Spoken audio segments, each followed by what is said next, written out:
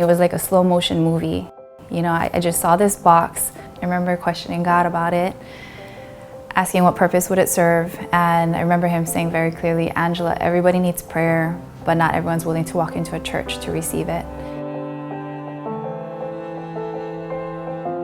Something that I've observed is that everyone is longing for their voice to be heard. We all desire a human connection, and we want to know that we're making a difference with our lives. I think for people who haven't grown up really understanding faith or even having a relationship with the Lord, I think that church to a lot of people, it's incredibly intimidating. I work in a lash salon part-time, and I remember just getting this vision out of nowhere. I just saw this box, clouds rolling in, there was all this fog. I didn't understand what it meant at the time. I just knew that it was a prayer box on a mountaintop.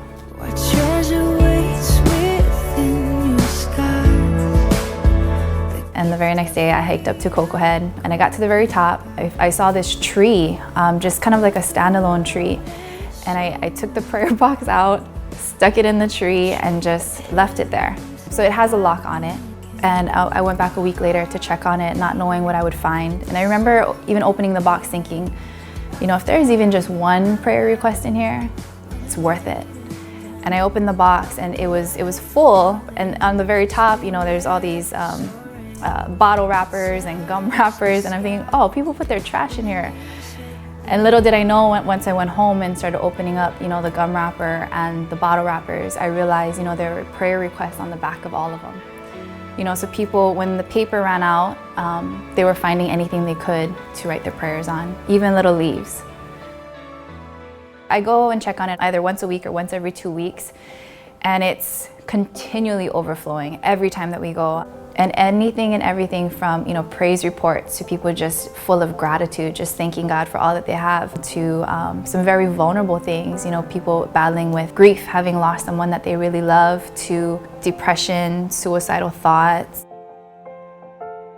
We're building more boxes. We're looking to put more boxes here on Oahu, and as well as boxes on the neighbor islands. We're gonna be traveling, and yeah, the goal is to have a box in all states across the US. So the GoFundMe, that is an online fundraiser for anyone who's longing to just partner with us, to come alongside us, to support us financially.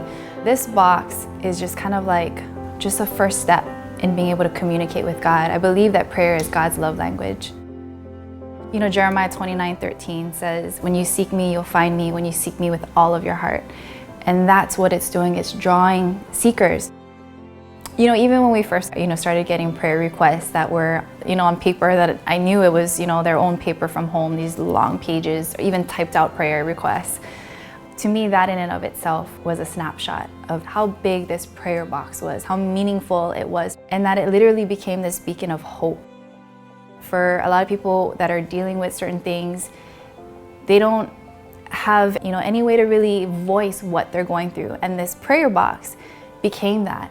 It became a way for people to just go up to the mountain and say, this is where I'm at, this is what I'm going through. Pray for me if you can, and God, if you hear me, help. Every single prayer that we read, even to follow-up emails of people just saying, you know what, I know you guys have been praying for me because God is moving in my life. That to me is affirmation of what God spoke to me that day when I was working and gave me that vision, that this is really making an impact. I touch the sky, what a nation.